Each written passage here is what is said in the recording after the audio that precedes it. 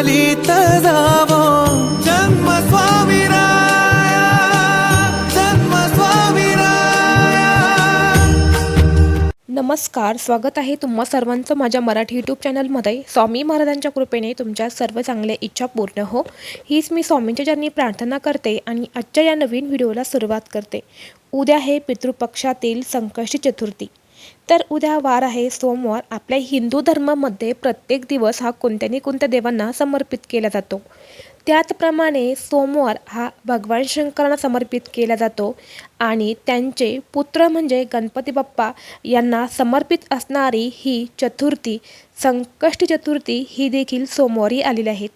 यामुळे या सोमवारला एक अतिशय महत्त्व प्राप्त झालेलं आहे। तर आपल्याला बघा, उद्या या चतुर्थी दिवशी मुलांसाठी 21 दुर्वांचा अतिशय प्रभावी उपाय करायचा आहे। हा उपाय जर आपण मुलांसाठी जर केला तर मुलांच्या सर्व अडचणी, संकट दूर होतील, अभ्यासात, नोकरीत त्यांना यश प्राप्त होईल। आपल्याला सर्वांनाच माहीत आहे की गणपती बाप्पा हे विद्येचे देवता आहेत, ज्ञान देणारे ज्ञानदेवता आहेत, विघ्न हरण आणि नष्ट करणारे देवता आहेत। म्हणून गणपती बाप्पा हे सर्वांचे अतिशय लाडके दैवत आहे। जो व्यक्ती गणपती बाप्पांचा अगदी मनापासून स्मरण करतो, सेवा करतो आणि उपाय करतो, त्यांच्यावरती गणपती बाप्पा हे लवकर प्रसन्न होतात आणि त्यांच्या सर्व इच्छा पूर्ण करतात असं देखील म्हटलं जातं। कोणत्याही पूजाची सुरुवात करायच्या अगोदर सर्वप्रथम गणपती बाप्पांची पूजा केली जाते आणि त्यानंतर त्या शुभ कार्याची, त्या पूजेची सुरुवात केली जाते। तर मी तुम्हाला जो उपाय सांगणार आहे तो उपाय मुलं स्वतःसाठी करू शकतात किंवा आई आपल्या मुलांसाठी करू शकते, वडील आपल्या मुलांसाठी करू शकतो किंवा आई वडील आजी आजोबा देखील आपल्या नातवांसाठी हे उपाय करू शकतात।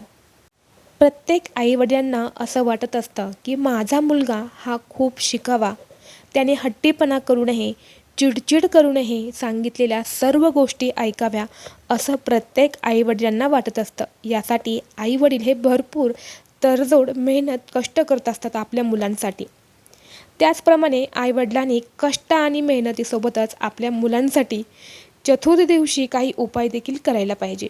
चतुर्थीच नाही तर काही अशी विशिष्ट तिथी असते, त्या तिथीला जर आपण काही आपल्या घरामध्ये आपल्या मुलांसाठी काही उपाय केले तर त्यात 100% फळ प्राप्त होतं असं म्हटलं जातं। तर पहा, तुम्हाला काय करायचं आहे। हा उपाय करण्यासाठी फक्त तुम्हाला 21 दुर्वा लागणार आहे। हा उपाय तुम्ही सकाळपासून ते संध्याकाळपर्यंत कधीही करू शकतात, घरातही करू शकतात आणि मंदिरातही तुम्ही हा उपाय करू शकतात।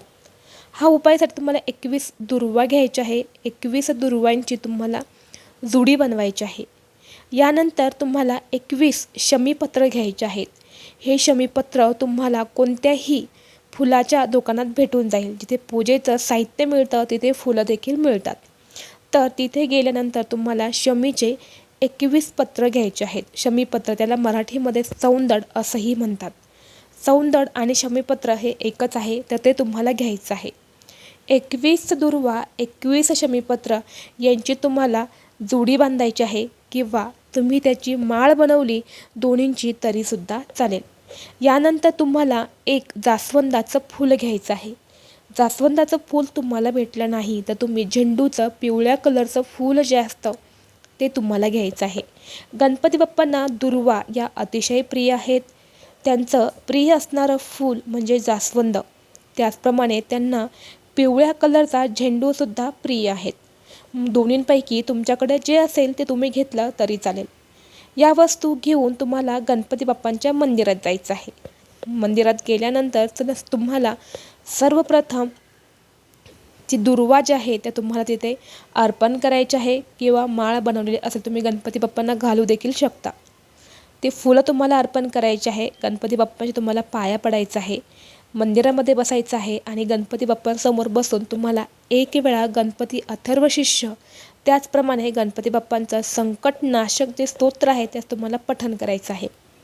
तुम्हाला वाचता लिहिता येत नाही, तुम्ही श्रवण केलं तरीसुद्धा चालेल किंवा तुम्ही गणपती जे अथर्वशीर्ष जे आहे ते संकटनाशक जे स्तोत्र आहे तुम्ही तुमच्या मुलांकडून सुद्धा वाचून घेऊ शकतात। मुलांना पण सोबत घेऊन जा मंदिरामध्ये, तुम्ही हा उपाय घरी जर केला तर सेम तुम्हाला सर्व वस्तू अर्पण करायच्या आहे, दिवा लावायचा आहे आणि या स्तोत्राचं आणि या अथर्वशीर्षाचं तुम्हाला पठण मुलांकडनं करून घ्यायचं आहे किंवा तुम्ही स्वतः केलं तरीही चालेल, मुलांनी ऐकलं तरी चालेल किंवा वाचता लिहिता येत नाही म्हणून श्रवण केलं तरीसुद्धा चालेल.